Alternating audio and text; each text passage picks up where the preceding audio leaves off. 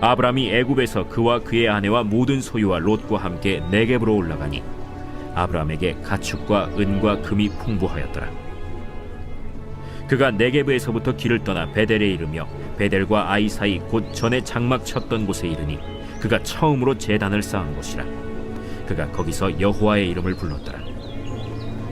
아브람의 일행 롯도 양과 소와 장막이 있으므로 그 땅이 그들이 동거하기에 넉넉하지 못하였으니 이는 그들의 소유가 많아서 동거할 수 없었음이니라.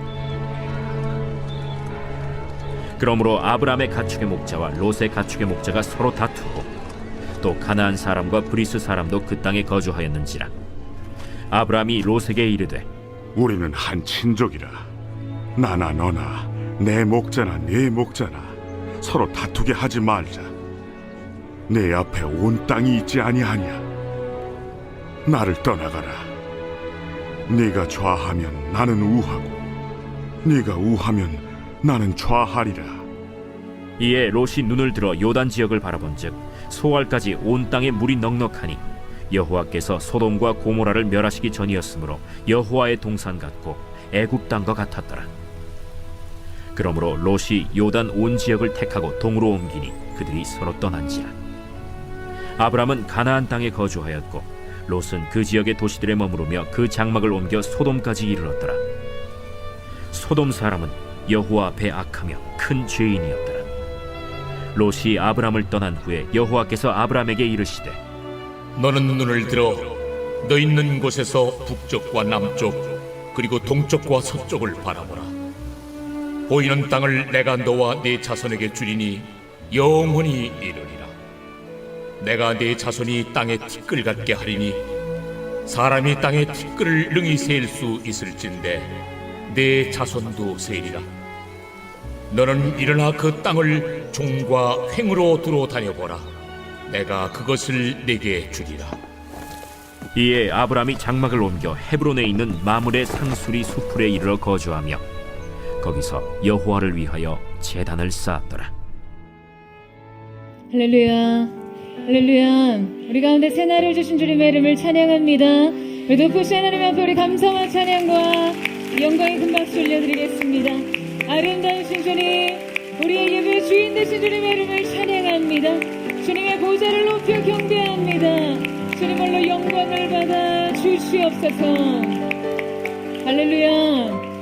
네, 하나님의 놀라운 은혜 가운데 우리 한몸 이룬 포도의 성도들 한번 아름다운 미소로 이렇게 바라보시면서요, 우리 또한 영상으로 예배하는 흩어져 있는 우리 글로벌 포드 식구들에게도 우리 한번 따뜻한 사랑과 격려와 축복의 박수를 서로에게 나누도록 하겠습니다. 하나님의 놀라우신 은혜와 긍휼과 축복이 여러분 모두에게 있게 되기를 축원합니다. 할렐루야.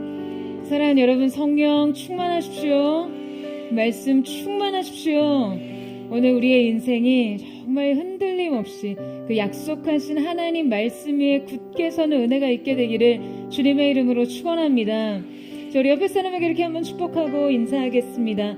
말씀 위에 굳게 서십시오. 이렇게 축복하시겠어요? 네, 그 하나님의 놀라운 은혜의 기름 부으심이 예배하는 저와 여러분의 영혼 육 가운데 새롭게 부어지는 귀한 은혜가 있게 되기를 주님의 이름으로 축원합니다.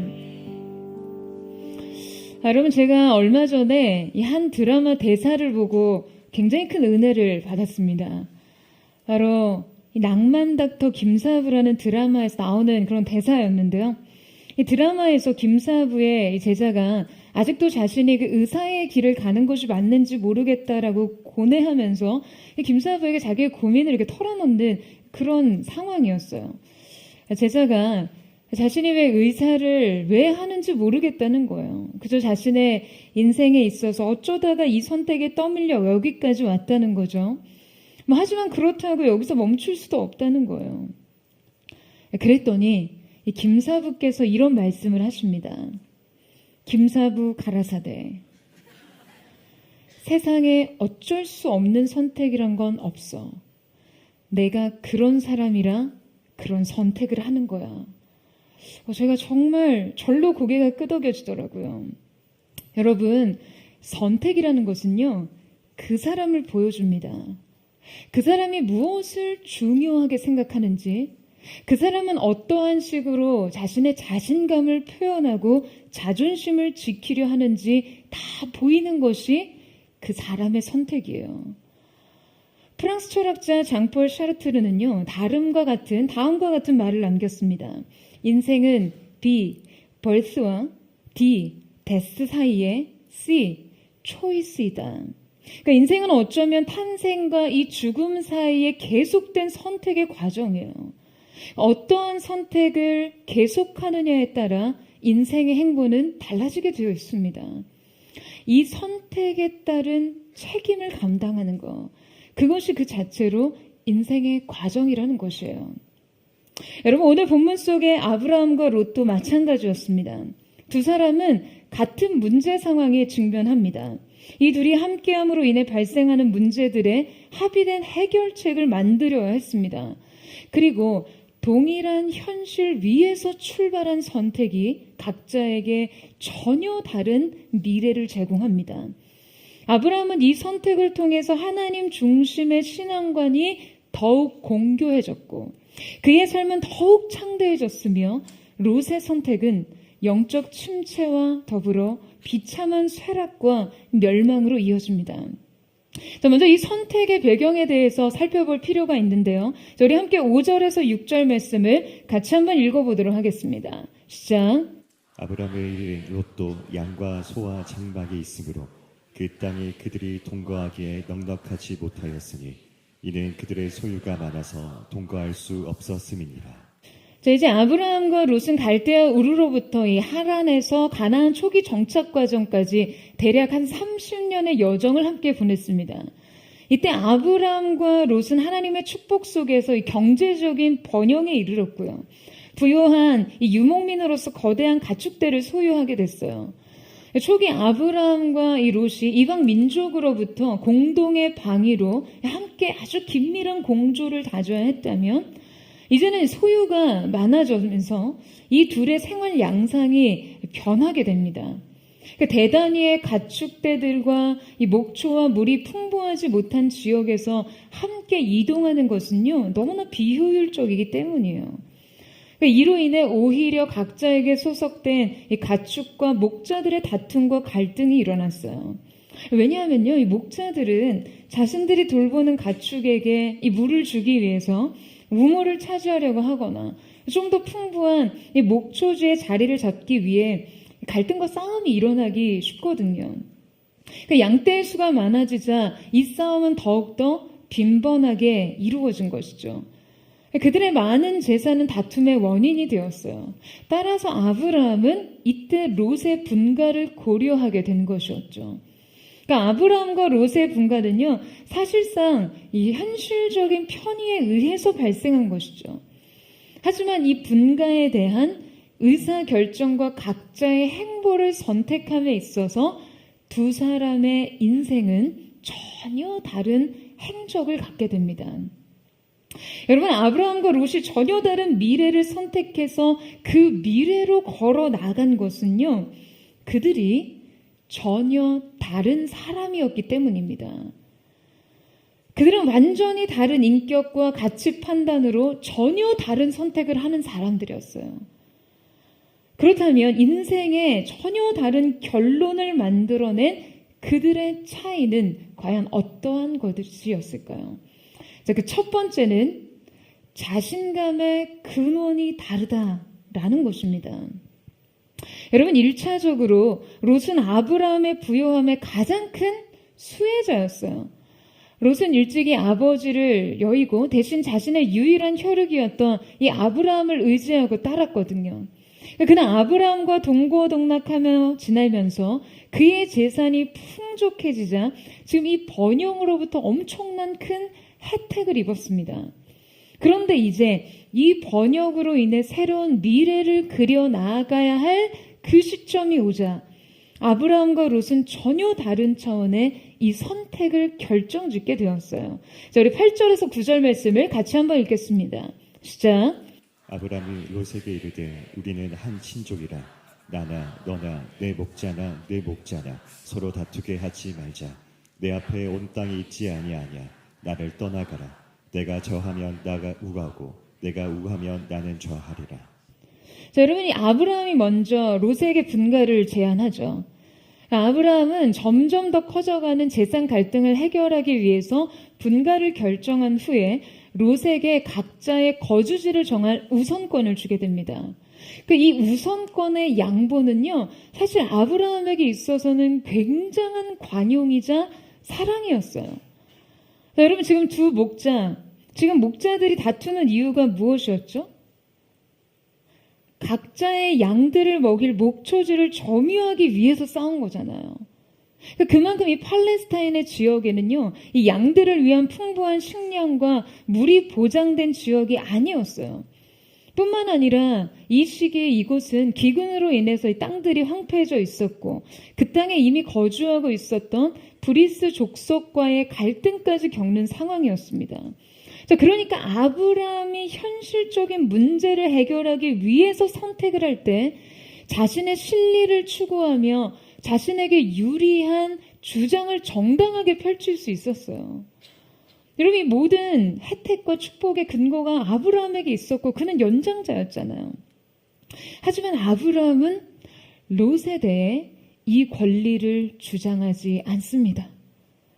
훗날 야곱의 삼촌 라반을 생각해 보면요, 이 삼촌으로서 조카에게 정말 이런 관용을 보인다는 것이 얼마나 아브라함의 인격과 사랑의 크기가 큰 것인지를 보여주는지 알 수 있어요.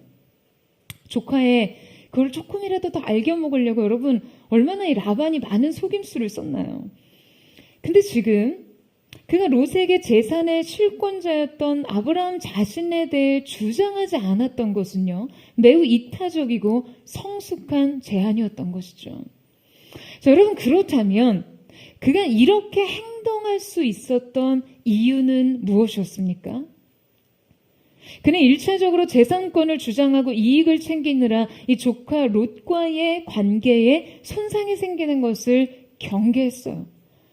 그는 보다 성숙한 대처를 통해서 그 어떠한 이익보다 관계의 평화를 지키는 것이 중요하다라고 여기는 것이죠.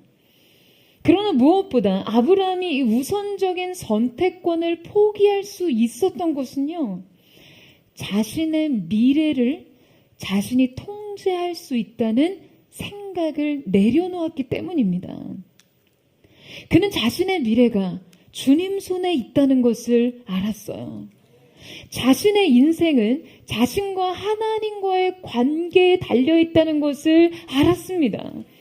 지금 자기 자신이 이 권리조차 내려놓을 때, 미래에 대한 통제 의식과 선택권을 내려놓을 때 하나님께서 자신을 돌보실 거라는 것을 알고 있었습니다. 자신이 욕심과 이기심을 내려놓고 그 하나님의 약속을 의지할 때 자신의 삶을 인도하실 그 하나님을 믿고 신뢰했어요. 그는 이 믿음 안에서 미래를 생각했고, 믿음 안에서 관계를 고려했고, 믿음 안에서 자기의 행동을 결정했어요. 그는 아무것도 움켜쥐지 않았고 많은 것을 내려놓았지만 여러분, 그 마음에는요, 이 자신감이 있었습니다. 하나님의 약속이 그의 인생을 복의 근원이라고 말씀하셨기 때문에요. 여러분, 그의 인생은 축복을 쫓아가지 않았어요. 복을 쫓지 않았어요. 어떠한 조건, 어떠한 환경에서든지 하나님과의 바른 관계 속에 있는 한 자신으로부터 복이 시작될 것을 믿었기 때문입니다. 자, 그런데 이런 아브라함과 달리 여러분, 롯은 어떠한 행동을 합니까? 그는 삼촌의 이 제안에 대해 한마디 말이 없어요. 지금 성경이 이 제안과 롯의 실제 행동 사이에 아무런 이 언급이 없다는 것은요, 지금 그의 다음 행동이 그의 마음과 생각을 모두 대변한다는 거예요.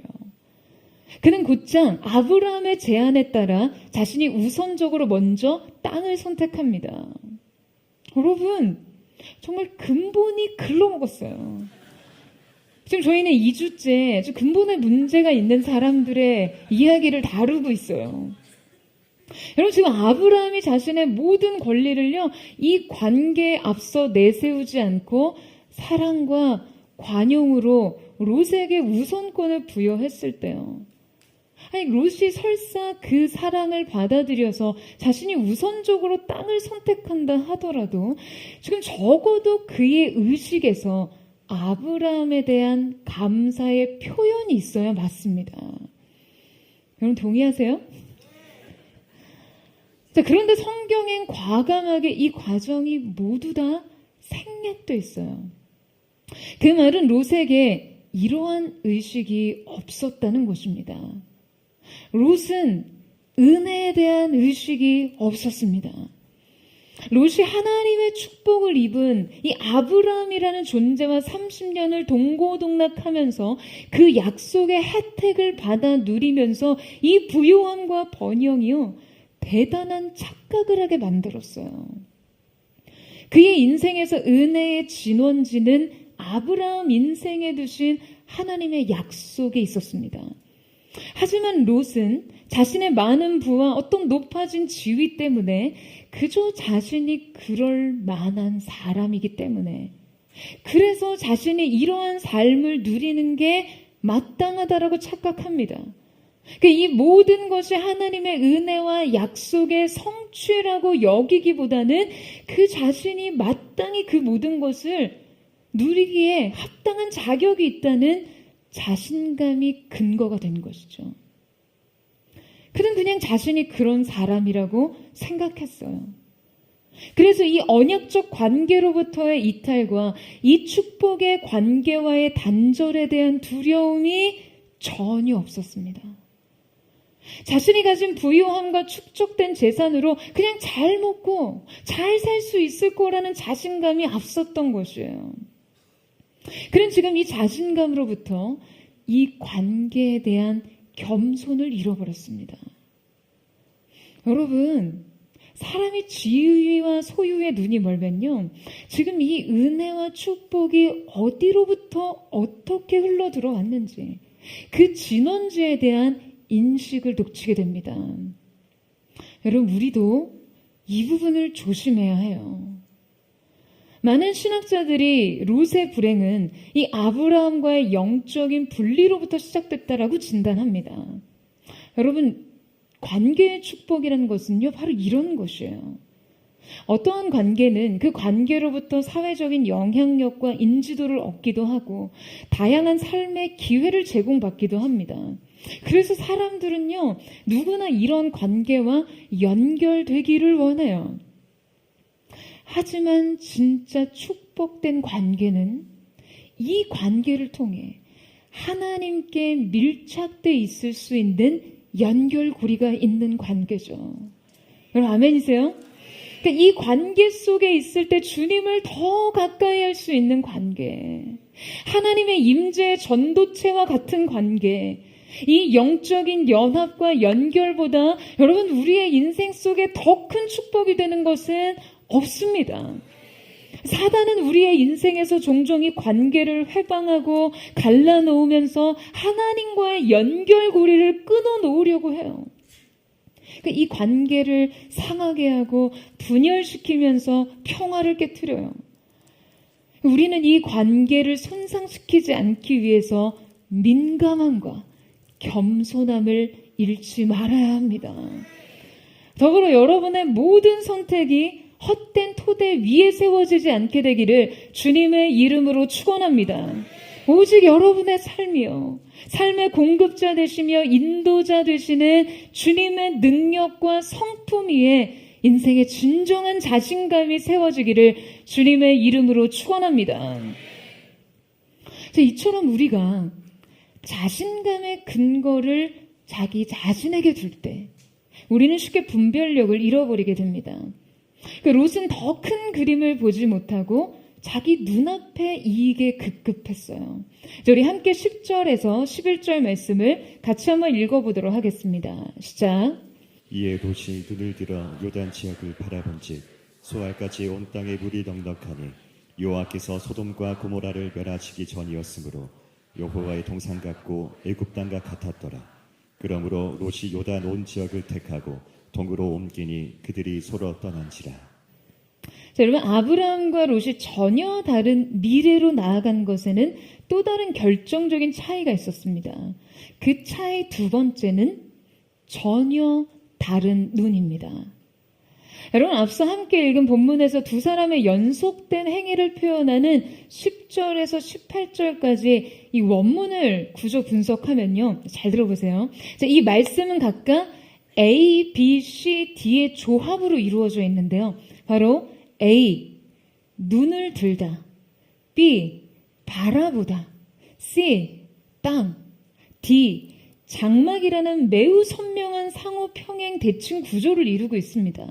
그러니까 이 구조를 통해서 두 사람의 외형적인 행동의 유사성을 강조하고 있는 것이죠. 둘이 비슷한 행동을 하고 있다는 거예요. 자, 그런데 이 외형적 행동의 유사성을 지금 이렇게 유독 강조하고 있는 이유는요, 오히려 이 유사함 속에 감추어진 내용의 그 명확한 내용적 이질성을 강조하기 위해서요. 비슷한 행동이지만 너무나 다른 두 가지의 요소가 달리 있었다는 것이죠.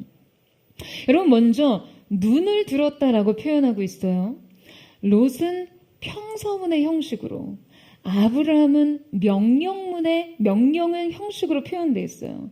자, 하지만 롯이 눈을 들어에 사용된 히브리 단어는요, 실제 발 뒤꿈치를 들어보다 라는 그런 뜻을 가지고 있습니다. 그는 아브라함의 제안을 사용하기보다 서둘러 이 기회를 놓치지 않기 위해 욕망의 눈을 든 것이죠. 그는 자신이 주체가 되어 그 눈을 들게 한 주체가 자기 자신이 되어 자기의 미래를 조망해 보고 있습니다. 자, 그렇게 보고 나니까 롯이 바라본 땅이 얼마나 좋았는지요. 여호와의 동산 같고 애굽 땅과 같았다라고 표현해요. 자, 여러분, 이 말은요, 4개의 강으로 둘러싸여 있었던 이 에덴 동산이나 나일강의 풍부한 수량을 자랑하던 애굽 땅과 같이 물이 풍부했다는 거예요. 그로 인한 비옥함이 있었다는 의미예요.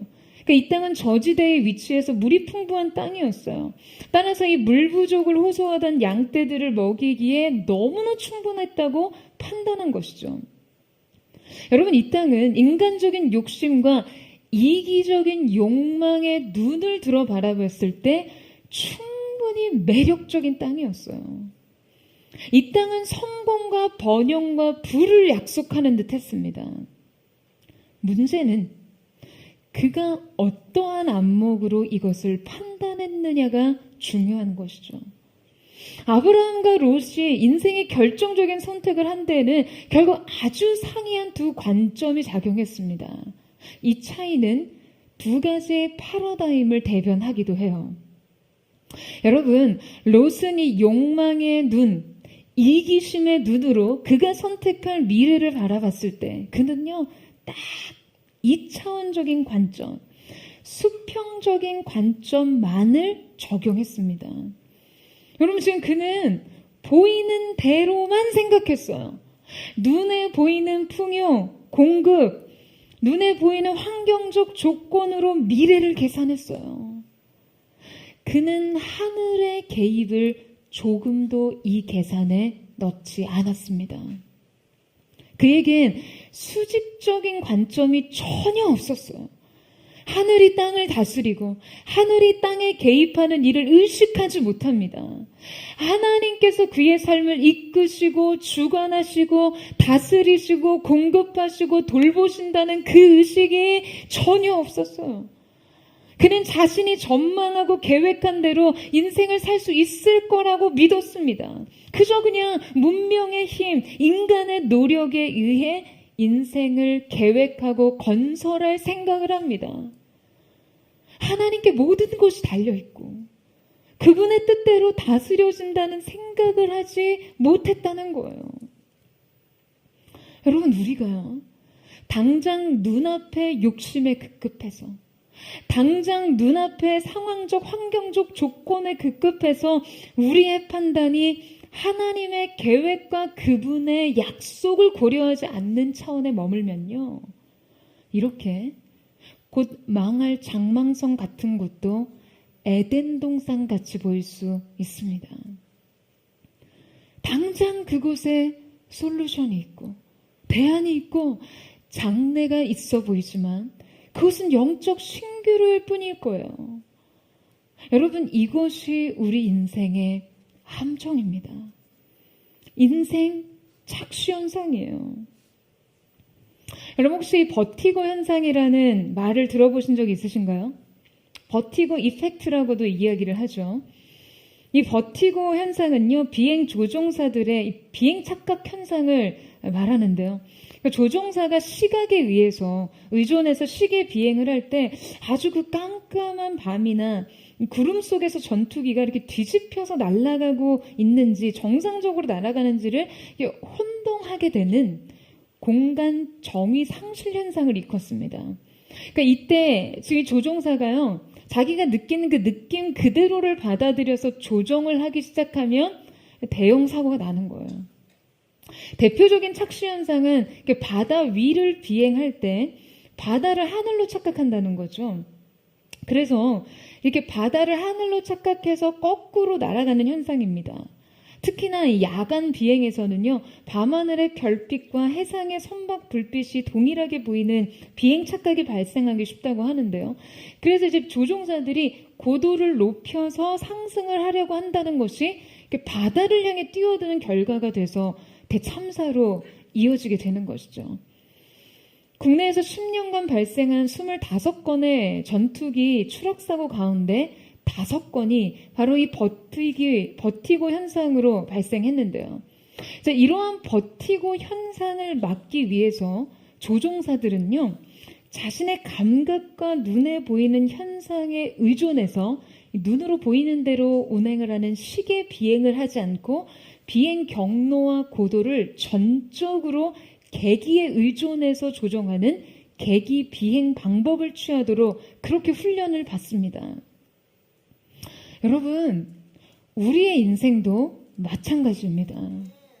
보이는 것에 의존하고 느끼는 것을 따라가면 사고 납니다. 정작 우리가 원하는 것과는요, 정반대를 향해 가게 될 수 있다는 것이죠. 비상이 아닌 추락의 길이 될 수 있습니다. 우리 인생이 안전한 길을 가기 위해서는 전적으로 우리의 인생의 경로와 고도를 계기에 맞춰야 합니다. 바로 하나님의 말씀과 약속을 따라가는 것이죠. 여러분, 아멘이세요? 네, 여러분, 롯과 달리 아브라함은 어떠했나요? 롯이 눈을 들어 이 요단 동편 땅을 바라볼 때 여러분, 그는 무엇을 보고 있었을까요? 함께 이곳저곳을 두리번거리고 있었을까요? 자, 여러분, 이 장면을 한번 상상해 보세요. 그는 아마도 이때 롯의 뒷모습을 바라보고 있었을 겁니다. 롯이 요단 동편 땅을 바라보는 동안 아브라함은요, 그를 바라보고 있었어요. 롯은 그가 자식처럼 키웠던 조카였습니다. 자식이 없었던 아브라함은 그동안 그를 향해 자식에게 줄 수 있는 모든 기대와 사랑을 쏟아 부었을 거예요. 자, 그런데 이제 아브라함은 그의 뒷모습을 바라봅니다. 그가 자신을 개의치 않고 떠나 그 스스로의 삶을 개척해 나감을 바라보고 있었을 거예요. 아마 이 시선 속엔 서글픔도 슬픔도 함께 있을 수 있었겠죠. 그러나 여러분, 아브라함은 알았어요. 그를 보내야 한다는 것을요. 하나님이 그의 인생 속에 주신 비전인 약속의 자녀를 위해 그는 약속의 자녀가 아닌 것을 떠나보내고 정리해야만 했습니다. 그러니까 이 뒷모습을 바라보면서 그는 정과 사랑보다 약속에 굳게 매달리려 했을 거예요. 그러니까 이 시선은 결국 롯의 뒷모습을 통해 약속의 자녀를 향하고 있었던 것이죠.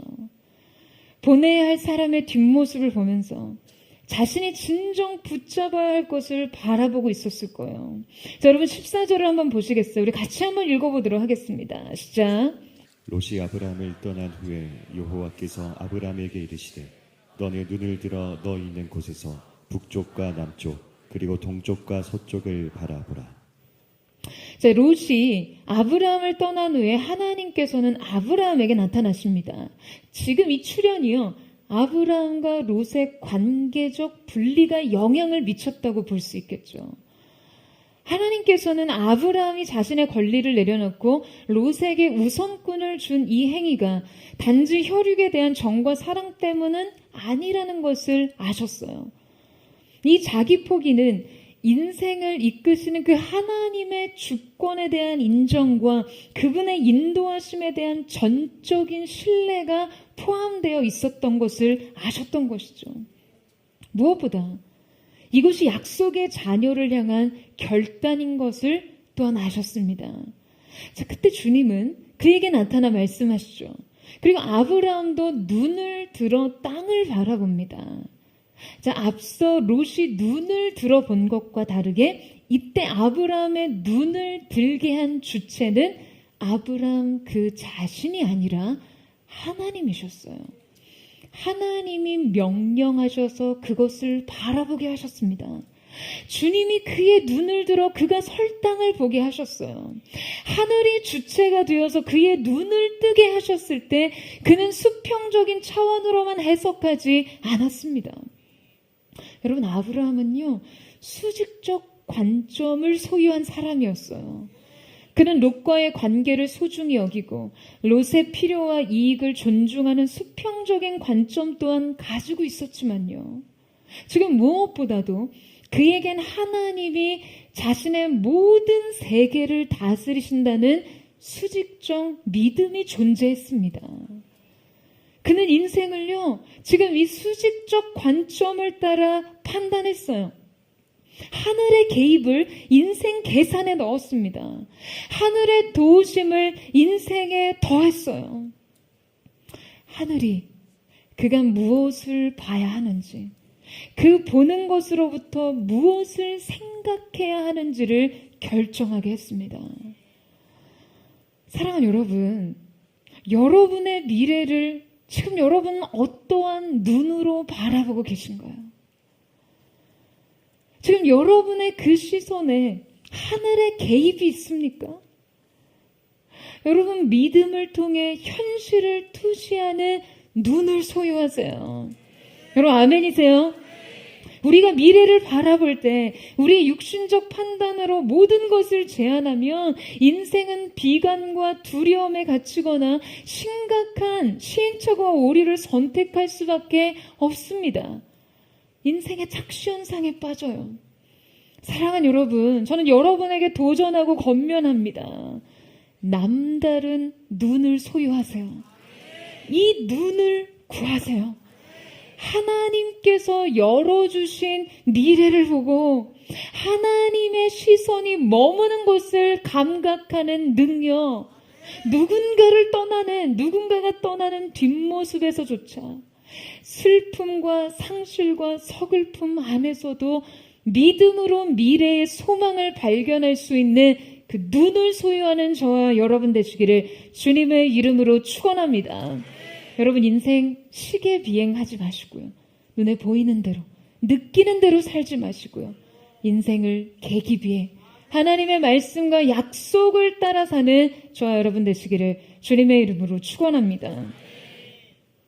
여러분, 아브라함과 롯이 전혀 다른 미래로 나아간 것에는 또 한 가지 중대한 차이가 있었습니다. 그 세 번째 차이는 인생에 밑그림이 있는가입니다. 여러분, 롯과 아브라함의 인생의 중대한 차이는요, 바로 약속의 유무였어요. 롯은 아브라함의 인생에 베푸신 약속의 울타리 안에 거하던 자였어요. 하지만 이 울타리 밖의 삶은 약속을 향하기보다는 눈에 보이는 욕심에 이끌려 있었습니다. 느낌을 따라갔어요. 그가 그려가는 미래는 더 이상 약속의 밑그림 안에 거하지 못했고 욕심에 끌려가는 대로 선택할 뿐이었습니다. 그러니까 하늘의 계획을 인생의 밑그림으로 삼지 못했다는 거예요. 자, 이 시간 우리 12절에서 13절 말씀을 같이 한번 읽어보도록 하겠습니다. 시작. 아브람은 가나안 땅에 거주하였고 롯은 그 지역의 도시들에 머무르며 그 장막을 옮겨 소돔까지 이르렀더라. 소돔 사람은 여호와 앞에 악하며 큰 죄인이었더라. 자, 여러분 그들은 이제 각자의 선택대로 각자의 거주지로 향해 나아갑니다. 자, 여러분 그때 아브라함은 어디에 거했죠? 그는 가나안 땅에 거합니다. 그리고 롯은 그 주변 지역을 호기심을 가지고 두루 살펴보는데요. 자, 원문을 보면 그 성읍들은 평지의 성벽이 있는 곳을 의미합니다. 그러니까 말하자면 아주 화려한 도시 문명을 두루 탐색해 보았다는 거죠.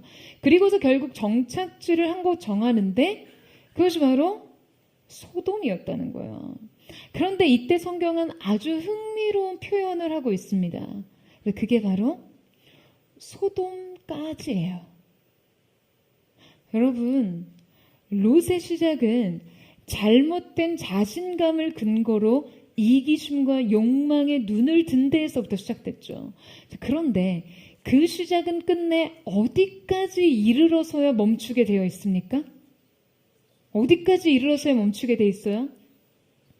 소돔까지 가야 멈춥니다. 사람이요, 욕심이 시작되면요, 그 욕심은 결국 소돔까지 가야 끝납니다.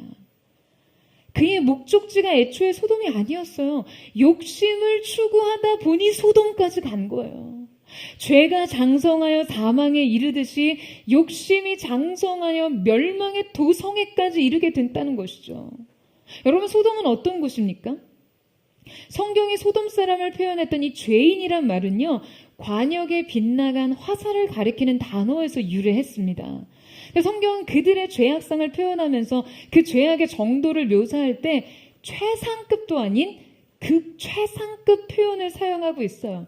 그 죄악의 하나님 앞에서 창궐하며 범람하고 있었다는 것이죠. 자, 그런데 놀랍게도 롯은 이곳에 정착합니다. 왜요? 이곳이 이 욕심의 종착지였기 때문에요. 이곳이 욕심의 원리예요. 여러분, 그런데 놀랍게도 실제 롯은요, 소돔에서 세속적인 차원에서는 큰 성공을 거두었습니다. 창세기 19장 1절 말씀에 보면 그가 멸망하는 소돔 성문에 앉아있다가 라는 표현이 나오는데요. 유대 사회에서 성문에 앉을 수 있는 사람은요, 딱 두 부류의 사람뿐이었어요. 재판관이나 그 성의 가장 유력한 인물, 최고 유지만 앉을 수 있어요.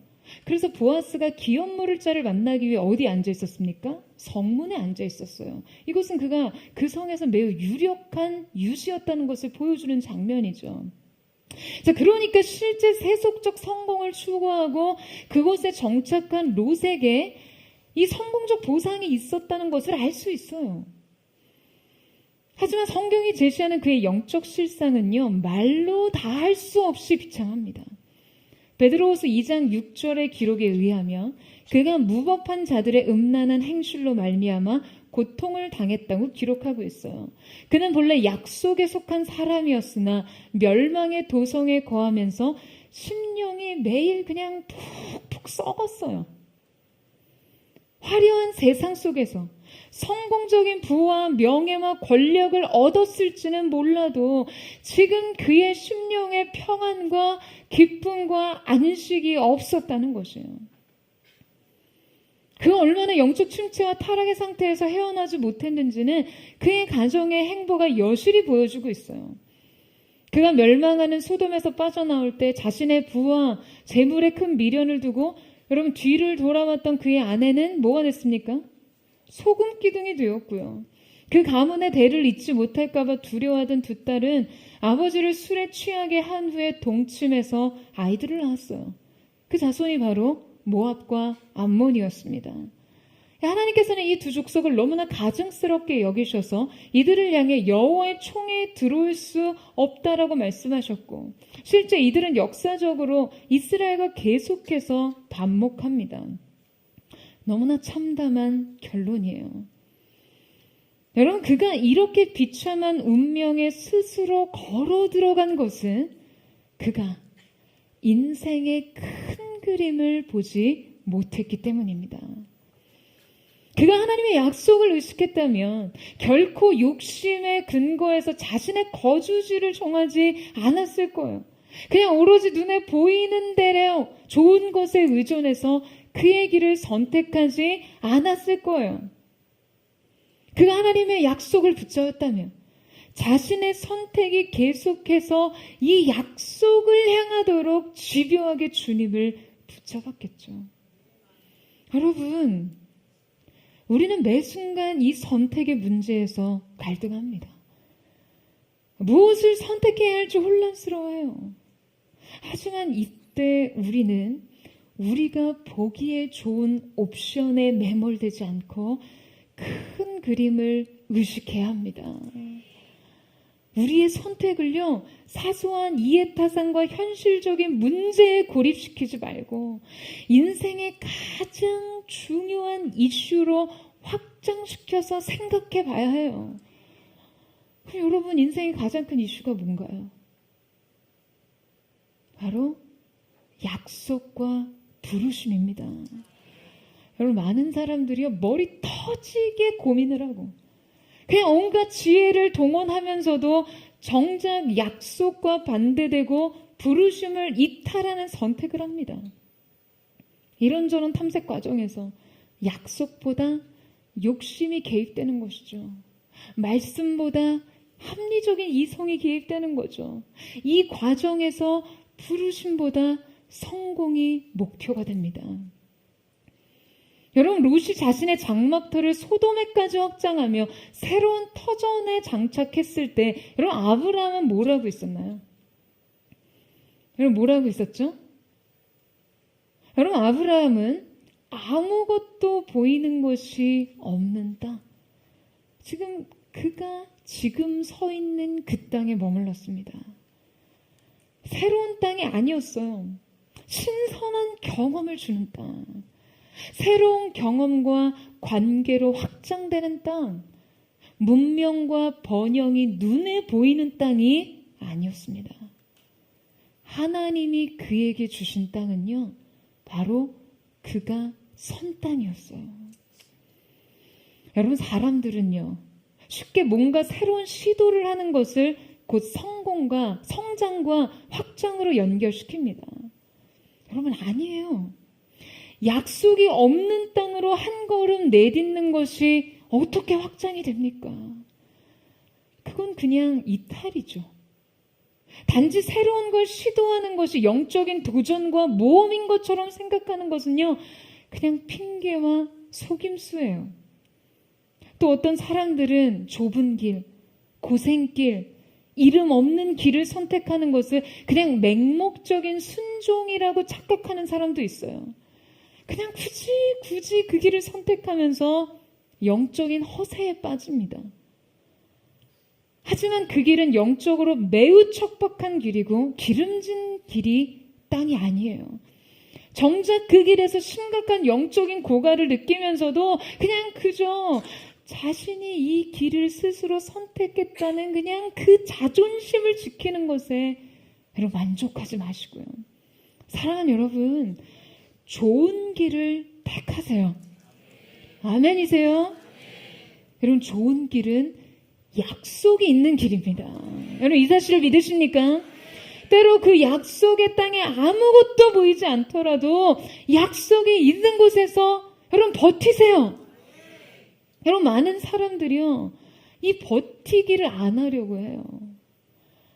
개인적으로 제가 살아온 길을 돌아보면서 하나님께서 축복을 주시기 전에는요, 언제나 이 버티는 시간이 포함되어 있었어요.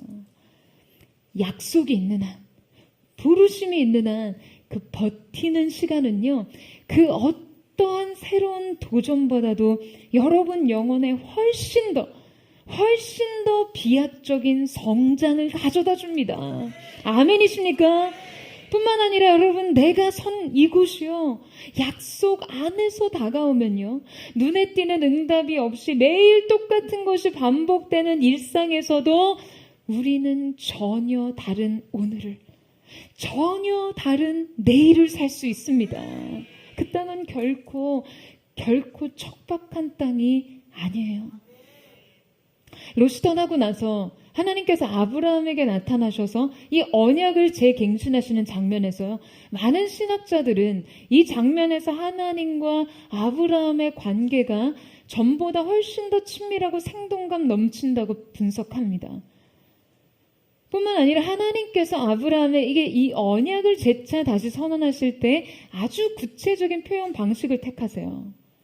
하나님께서는 아브라함이 직접 자신의 눈을 들어 주위를 둘러보게 하시거나 직접 그 땅을 거닐어 보게 하는 감각적인 방법으로 지금 이 약속을 상기시키세요. 구체화시키세요. 또한 내 자손이 온 땅의 티끌처럼 많을 것이라는 비유를 들어서 설명하시면서 이 약속이 그의 삶 속에, 그의 가슴 속에 매우 실감나게 경험되게 표현하고 계신 것이죠. 아브라함의 삶에 이 약속이 훨씬 더 구체적인, 더 구체적이고 생동감 있게 다가오고 있는 것이에요. 사랑하는 여러분, 우리가 약속을 의식한 선택을 하면요, 하나님의 말씀에 의식한 선택을 하면 하나님의 그 약속을 가지고 한 걸음 우리에게 하나님께서 더 깊이 다가오십니다. 그 약속을 우리에게 더 구체화시키세요. 여러분, 하지만 약속의 성취가 오기 전까지 결국 기다림의 연속이었던 이 길에서 아브라함에겐 계속된 믿음의 한 걸음이 요구되었을 것이에요. 최근에 어떤 유명인의 인터뷰를 보는데요, 그분이 인생에서 제일 힘든 시간이 20대라는 이야기를 하더라고요. 그러니까 20대는 모두에게 가장 힘든 시간이라고요. 누구에게나 그냥 그 시간이 가장 힘든 시간인 걸 인정하면 좀 쉬워진다고요. 제가 이 말에 수긍을 하면서도 또 한편으로는 고개를 갸우뚱거려보기도 하면서 들었어요. 사실은 20대를 지나 30대도 40대도 50대도 결코 쉽지 않거든요. 그러니까 힘든 시간은 인생의 어느 마디에도 찾아옵니다. 하지만 이 젊을 때 고생이 유독 삶에서 힘들게 느껴지기는 해요. 제 생각에 왜 힘드냐? 그 이유는 이때가 바로 인생의 미결정의 시간이기 때문이 아닐까라는 생각이 들어요. 그러니까 20대에는요, 많은 것들이 결정되지 않습니다. 많은 것들을 결정해야 해요. 물론 선택은 인생의 연속이지만 무엇보다 이 시기가 인생의 선택이 집약된 시기죠. 30대가 돼서 자신의 일, 가정, 일상, 거처, 직장, 전반적인 것들이 하나둘씩 정착이 되고 이제 고정값들이 생기거든요. 그렇게 생기고 나면 인생의 나름의 분투는 있겠지만 어떤 근본적인 미결정의 불안은 제거됩니다. 여러분, 사람들이 이 선택 앞서 미결정의 불안의 상태를 유독 힘들어하는 이유는요, 누구나 인간은 인생의 명료함을 추구하기 때문이에요. 사람들은 불확실성을 견디지 못합니다. 그래서 믿음을 소유하기가 참 힘든 거예요. 여러분, 믿음이란 이 불확실성을 모두 끌어안는 것이거든요. 우리가 하나님 앞에 미래를 구할 때 여러분, 명료함에 집착하면 안 됩니다. 인생의 명료함은요, 그냥 그 모든 일이 다 지나간 후에 생기는 것이에요. 그래서 지나간 시간을 뒤돌아 보았을 때 그 흐릿한 자국들이 합쳐지면서 인생의 궤적들이 해석됩니다. 선명한 큰 그림이 완성된 것을 봤을 때 비로소 그때 모든 것이 분명해지는 것이죠. 하지만 그 큰 그림은 매 순간 우리가 불확실성 가운데 믿음의 발걸음을 뗄 때 그려줄 수 있는 것입니다. 여러분, 이 사실을 믿으세요? 앞서 하나님께서 아브라함에게 내 고향 친척 아비집을 떠나라 라고 하셨을 때 하나님께서는요, 내가 내게 보여줄 땅이라고 말씀하셨어요. 보여준 땅이 아닙니다. 하나님의 이 콜링에서 우리는 그분이 우리의 인생을 부르시는 방식을 엿볼 수 있어요. 여러분, 하나님의 부르심은 함축적이지 결코 노골적이지 않습니다.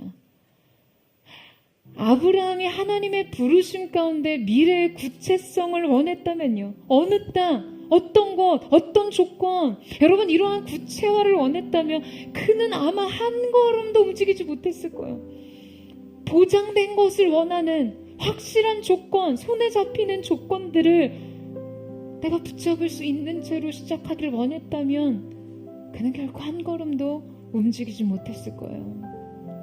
여러분, 증명이 가능하면 믿음은 불가능하다라는 말이 있어요. 우리는 믿음으로 사는 사람들이죠. 여러분, 동의하세요? 아멘이십니까?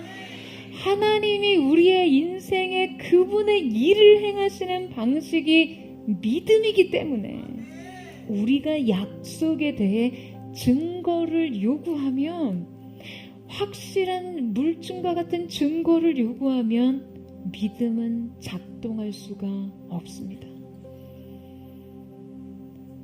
우리의 믿음이 작동하기 가장 적합한 장은 불확실성의 내일입니다. 여러분, 내일에 대한 불안과 두려움으로 우리가 약속의 증명을 추구할 때 주님은 우리에게 믿음을 요구하세요. 매 순간에 믿음이 필요한 것이에요. 여러분, 우리는 우리의 미래를 알 수 없어요. 여러분, 롯이 소돔이 그렇게 멸망할 도성이었던 걸 안다면 그곳에 갔을까요? 그러나 우리가 분명하게 아는 것이 있다면 우리의 미래가 누구의 손안에 있느냐 하는 것입니다. 여러분, 인생은 이 명료함 하나로 이기며 가는 것입니다. 이 사실을 믿으세요? 어디로 이끌리는지 모른 채 오직 이끄시는 분이 하나님이시라는 그 한 가지 분명한 사실만을 가지고도 사랑과 기쁨으로 그 길을 가는 것, 여러분, 바로 이것이 믿음의 삶인 것이죠. 이 삶에는요, 매일의 용기와 각오가 필요합니다. 모든 것을 아시는 하나님이 이끄시는 대로, 사랑하는 여러분, 그분을 따라가세요. 나의 미래가 어떻게 될지 몰라 불안해하지 마시고 여러분의 미래를 붙잡고 계신, 여러분의 미래를 그분의 손안에 두신 하나님을 믿는 믿음 안에서 저는 저와 여러분의 모든 선택이, 모든 걸음이 믿음의 용기와 기지를 발휘할 수 있는 거룩한 하나님의 사람으로서의 한 걸음 되시기를 주님의 이름으로 축원합니다. 오늘 주님을 믿는 믿음 안에서 여러분 인생에 주어진 모든 삶의 길을 주님과 함께 동행하며 주님과 함께 걷는 귀한 은혜가 있게 되기를 주님의 이름으로 축원합니다. 오늘 이 시간에 함께 찬양하며 기도하며 나아갔으면 좋겠습니다. 사랑하는 주님, 오늘 우리가 우리의 인생 속에 우리 눈에 보이는 삶의 조건들, 현실적 상황들, 아버지 하나님, 우리의 이성적 합리적인 판단이 말해주는 좋은 선택 앞에서 주님, 우리가 주님의 말씀과 주님의 약속과 주님의 계획과 부르심을 우리 인생의 계기판으로 삼고 이 삶의 표지를 따라 주님과 함께 걷기를 원합니다. 오늘 한 사람 한 사람 하나님의 사람의 인생 속에 주님 그 말씀에 기름 부으심 있게 하시고 약속이 표지판되어 이들의 삶을 인도하는 걸음 되게 하여 주시옵소서. 시간에 주님 바라보며 그 마음 고백하며 함께 나아가기를 원합니다. 주님 말씀하시면 내가 나가리라. 주님 뜻이 아니면 내가 멈춰서리라. 나의 가고서는 것 주님 뜻에 있으니 오 주님 나를 이끄소서.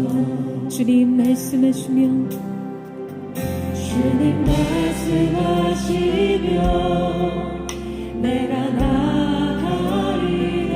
주님 뜻이 아니면 주님 뜻이 아니면 내가 멈춰서리라. 나의 가고서는 곳 주님 뜻에 있으니 오 주님 나를 이끄소서. 뜻하신 그곳에 나 있기 원합니다.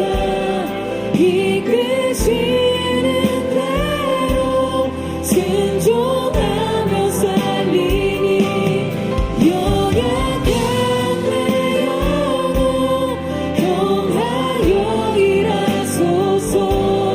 주님 나라와 그 뜻을 위하여 오 주님 나를 이끄소서. 다시 한번 고백합니다. 주님 말씀하시면 주님 말씀하시면 내가 나가리라. 주님 뜻이 아니면 주님 뜻이 아니면 멈춰설 수 있는 믿음의 용기 오늘 모두에게 있을 수 있도록 역사하여 주시옵소서. 주님 뜻에 있으니 오 주님 나를 이끄소서. 주님 뜻하신 그곳에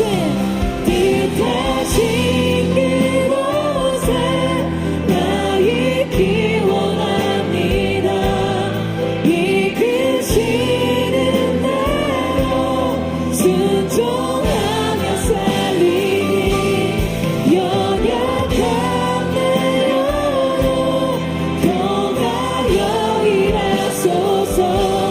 주님 나라와 그 뜻을 위하여 뜻하신 그곳에 나 있기 원합니다. 주님 이끄시는 대로 우리에게 말씀을 순종하며 살기 원하며 연약한 내 영혼 통하여 일하소서. 주님 나라와 오늘 시간 전체로 우리의 삶을 택하며 뜻하신 그곳에 나 있기 원합니다. 이끄시는 대로 순종하며 살리니 연약한 내 주님 우리를 통하여 일하옵소서. 주님 나라와 그 뜻을 위하여 주님 나라와 그 뜻을 위하여 주님 나라와 그 뜻을 위하여 오 주님 나를 이끄소서. 주님 나를 이끄소서. 오 주님 나를 이끄소서. 나를 이끄소서. 오 주님 나를 이끄소서. 사랑하는 여러분, 인생의 길목마다 펼쳐지는 수많은 선택의 길 앞에서 여러분은 무엇을 따라가는 하나님의 사람이기를 원하십니까? 눈에 보이는 삶의 조건, 여러분에게 펼쳐진 상황의 현실을 따라 걷는 자가 되기를 원하십니까? 합리적인 판단과 이성적인 계획에 그 사고에 의해서 결정한 삶의 길을 가기를 원하세요? 네, 여러분, 롯도 그랬어요. 그것이 가장 좋은 조건이었고 이에 타산에 맞는 가장 현실적인 합리적인 선택이었지만 그의 인생 속에 말씀과 약속의 표지판이 없을 때 그의 삶은 영혼의 착시한 상에 빠지게 됩니다. 여러분, 우리는요, 우리의 미래를 몰라요. 가장 좋은 선택이라고 생각했지만 그것이 소돔일 수 있고요. 가장 미련한 선택이라고 생각한 그것이 하나님의 약속 위에 세워진 견고한 삶일 수 있는 것입니다. 오늘 이 시간 우리가 하나님 앞에 우리의 뜻을 내려놓고 주님, 오늘 하나님 주님 앞에 결단하며 나아가기를 원합니다. 우리의 인생, 주님, 우리의 삶의 모든 경로와 고도를 말씀의 계기판 앞에 맞춰 말씀대로 행하며 부르심대로 따라가기를 원합니다. 하나님께 모든 것을 의탁할 수 있는 믿음의 능력, 주님께 모든 주권이 있음을 고백하는 은혜, 주님이 내 인생을 붙드신다는 믿음 안에서 우리의 삶을 의탁하게 하여 주시옵소서. 하나님 뜻에 맡기는 선택을 하는 거룩한 하나님의 사람들 되게 하여 주시옵소서. 그 교련의 손을 의탁하며 주여 한번 부르실 것을 동성으로 기도합니다. 주여, 사랑하는 주님, 오늘 우리가 인생의 두려운 삶의 길 앞에서 우리가 무엇을 선택하는 자가 되어야 할지 우리가 주님 앞에 우리의 삶을 드리며 나아가기를 원합니다. 거룩하신 주님, 오늘 우리가 내 말씀으로 들어 주시옵소서. 우리의 인생의 약속을 따라 행하는 자들이 되게 하여 주시옵소서. 삶의 모든 선택의 길 앞에서 우리가 주님을 따르는 자, 우리의 눈에 미련해 보여도 주님의 말씀과 주님의 은혜의 축복 안에 거하는 약속의 울타리 안에 있는 그 믿음의 선택을 주 앞에 할 수 있는 하나님의 사람들이 될 수 있도록 주여 역사하여 주시옵소서. 각선한 간당을 길을 모아주시고 두려움으로 인한 불안으로 인한 인생의 현실에 쫓겨서 아버지 하나님 우리가 선택의 자리에 떠밀리지 않도록 오늘 우리가 우리의 중심에 하나님의 약속과 말씀과 부르심을 향한 그 중심의 견고함을 가지고 주님 앞에 서는 자들 될 수 있도록 역사하여 주시옵소서. 한 사람 한 사람의 인생을 정말 거룩한 손으로 붙들어 주시옵소서. 주님을 보게 하소서. 주님을 보게 하여 주시옵소서. 그 약속을 바라보게 하여 주시옵소서. 내 인생 나 스스로 총알하는 자가 되지 않게 하시고 오늘 눈을 들어 동선한 눈을 바라보라고 하시고 주님이 내 인생의 주인이 되어주시고 주님이 내 인생의 주체가 되어주셔서 오직 주님이 이끄시는 삶의 길로 나아가는 거룩한 하나님의 사람 될 수 있도록 역사하여 주시옵소서.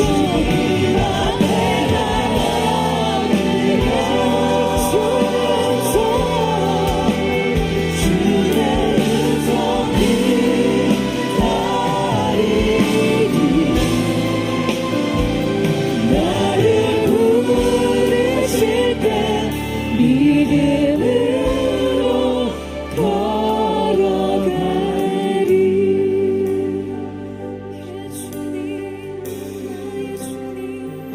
나의 주님, 우리가 주님 앞에 찬양 드리며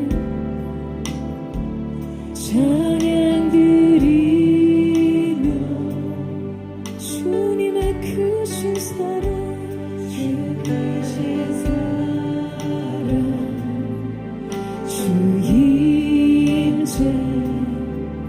감사해. 어둠 속에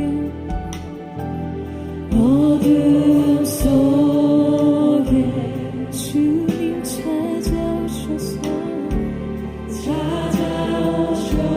찾아오셔서 주님의 영광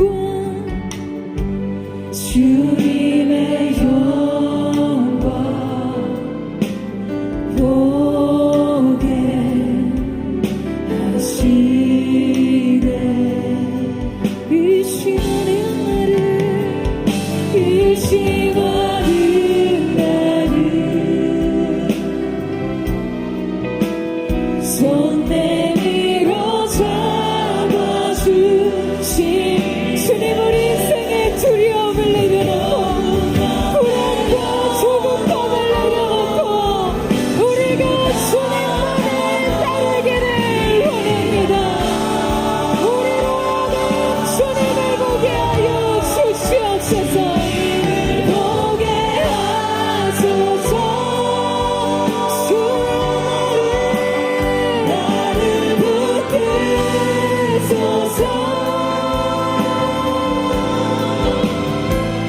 내 뜻과 내 생각 내려놓고 주님 앞에 엎드려 네 앞에 나 엎드려 주의 음성 기다리니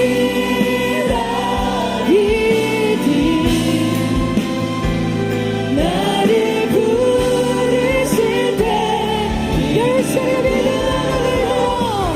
믿음의 눈을 들어 주님을 바라봅니다. 주님을 보게 하여 주시옵소서.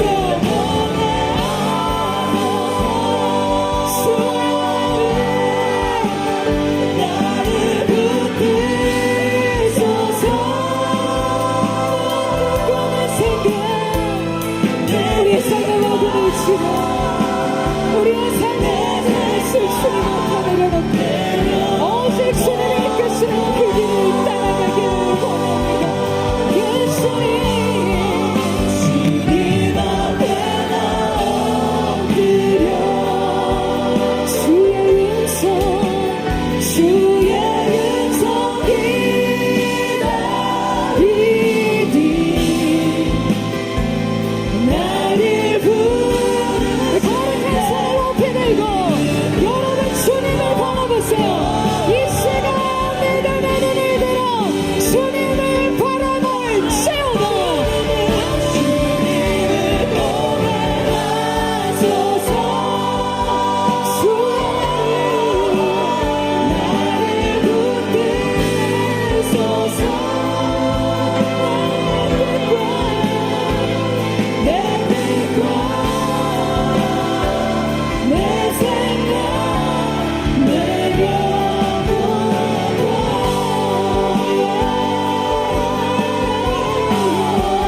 주님 앞에 엎드려 주의 음성 기다리니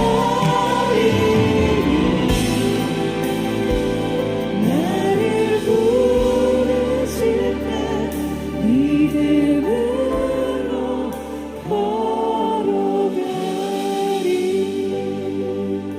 주님을 보게 하소서.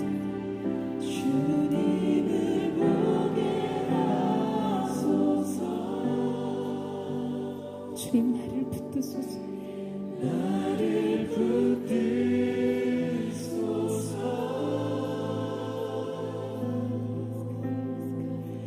내 뜻과 내 생각 내려놓고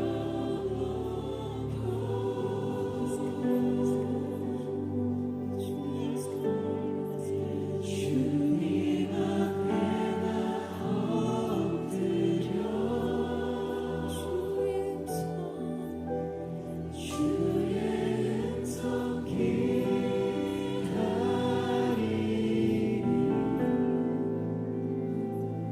나를 부르실 때 믿음으로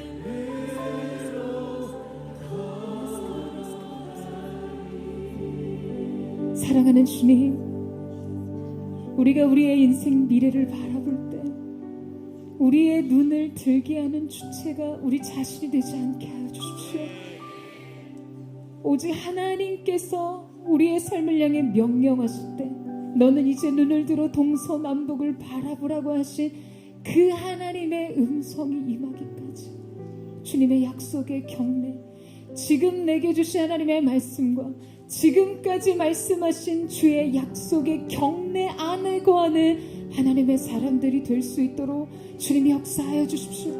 여러분, 두려움과 불안이, 인생의 힘겨움과 멍해가 여러분의 삶을 선택하게 하지 마세요. 여러분, 기다리세요. 버티십시오. 언제까지요? 하나님의 음성이 임하기까지, 하나님의 약속이 임하기까지요.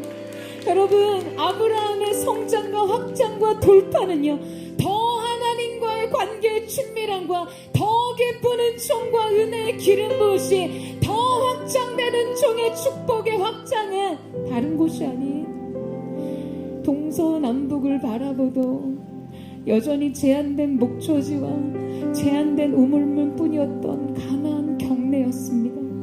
여러분의 인생 속에 여러분이 무언가 성장하기 위해, 돌파하기 위해, 그 다음으로 가기 위해 여러분이 결정해야 하는 것이 단지 새로움이 되지 않게 하십시오.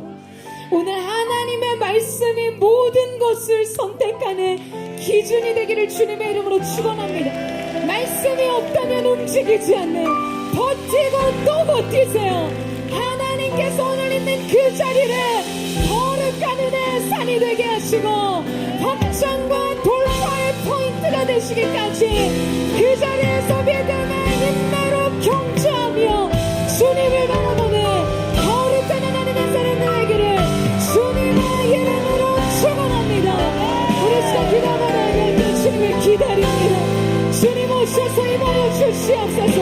내 인생의 눈을 드는 주체가 내 삶의 주인인 주님이 되게 하여 주시옵소서. 우리 전체로 주의 이름을 부르짖고 우리 합심한 동성으로 기도하겠습니다.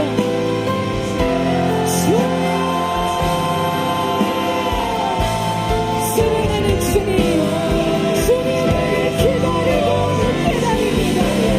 그 약속이 나기까지, 그 말씀의 삶에 인치시기까지 오늘 이 시간 우리가 주님 말씀하신 이곳에서 견디고 이기고 버티며 주님에게 하시는 사모하게 원하오니 주여 역사하여 주시옵소서.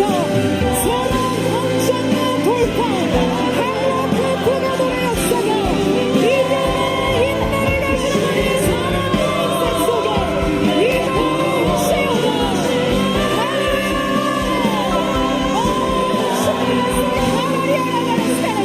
거룩한 성령으로 기름 부으셔서 오늘의 인생 한 걸음 주님의 오심 안에 있게 하여 주시고 버티고 견디는 하나님의 사랑이 인내의 믿음의 중심을 주님 앞에 견고히 하며 그 가운데 모시는 하나님의 사랑을 되게 하여 주시옵소서. 나의 발을 사슬 보내게 하사 나로 높은 곳을 보내게 하사 주님을 찬양하며 주 나리를 교사 위에 세우네.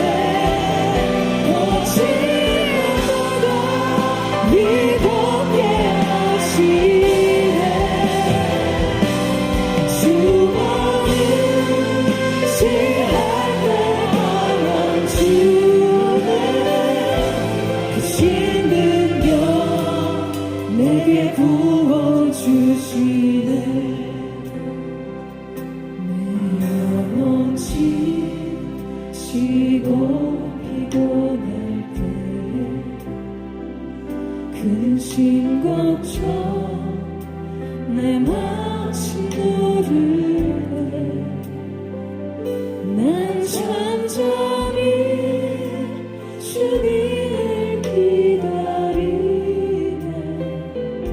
주님 내 곁에 오실 때 다시 한번 고백합니다. 내 영혼 지치고 피곤할 때에 근심 걱정 내 맘친 모르게 난 잠잠히 주님을 기다리네. 주님 내 곁에 오실 때까지 우리가 주님을 기다립니다. 이를 교사 위에 세우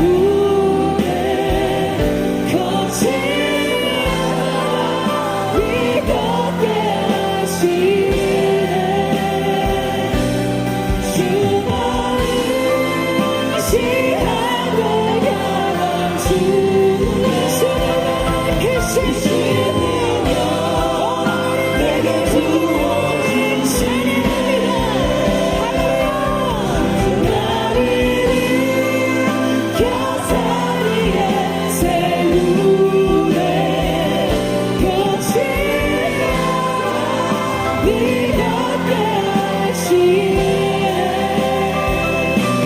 주만을 시한대 강한 주만 전심으로 두 손 높이 들고 전심으로 손을 일으켜 교사위에 주님 그랬습니다. 거칠어 위대하시네 주님만을 의지할 때 오늘 주님 하나님을 주시는 주님 크신 능력을 주신 주님을 찬양합니다. 주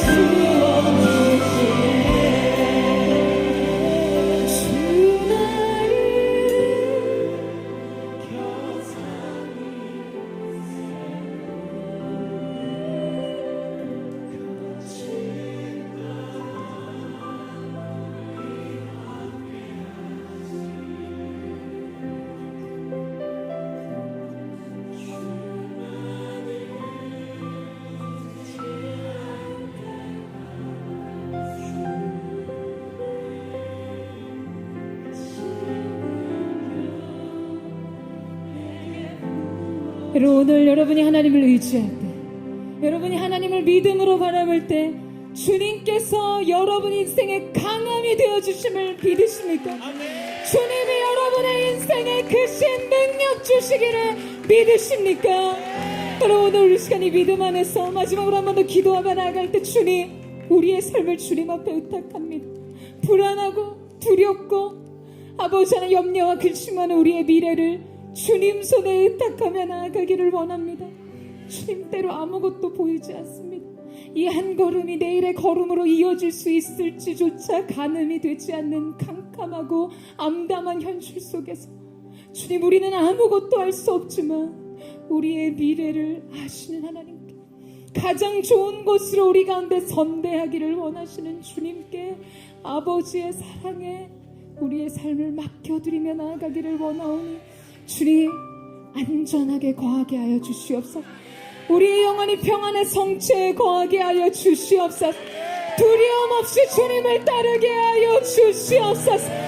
내 장래에 소망을 주려 함이라. 너를 향한 내 생각은 내가 아니요 재앙이 아니오고 평안이며 내 장래에 소망을 주려 한다는 하나님의 생각과 연합하게 하셔서 버티고 견디며 이기는 자들로 믿음으로 그 길을 가게 하여 주시옵소서. 전체로 주여 세 번 부르짖고 우리 예수님의 동성으로 기도하겠습니다. 주여 주여 주여 주님 오늘 우리 가운데 살아계신 주님을 영원토록 찬양합니다. 우리의 모든 삶의 걸음마다 두려움이 있음에 절망과 심이 찾아올 때마다 고난과 시련이 올 때마다 주님을 의지하는 믿음으로 그 길을 걷게 하여 주시옵소서. 그렇게 주님과 함께 되기를 갈 수 있도록 역사하여 주시옵소서. 각 사람의 삶 가운데 생각 능력을 부어주십시오. 새 소망의 기쁨을 부어주십시오. 한량을 이기는 힘을 허락하여 주시옵소서.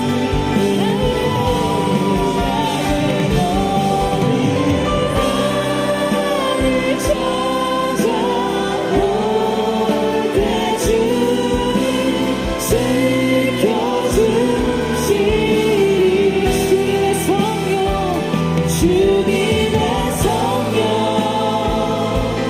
나를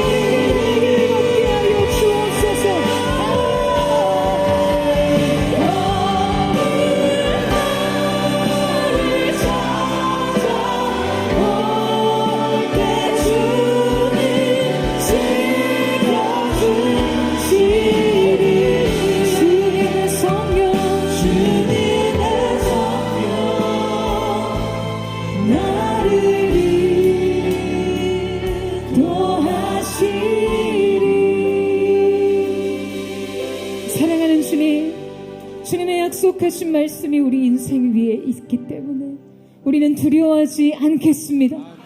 말씀의 본체 되신 주님과 함께 믿음의 여정을 기쁨으로 가기를 원합니다.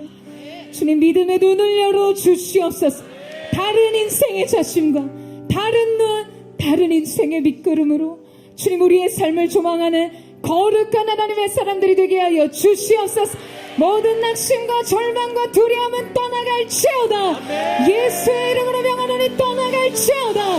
죄와 속박의 사슬, 저주스러운 멍에는 끊어질지어다. 자유가 있을지어다.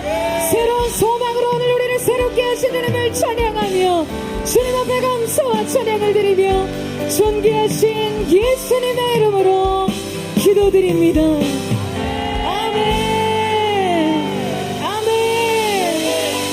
삶을 이끄실 창조하신 주님, 우리 거룩하신 주님 앞에 우리 감사와 찬양과 영광의 박수 올려드리겠습니다.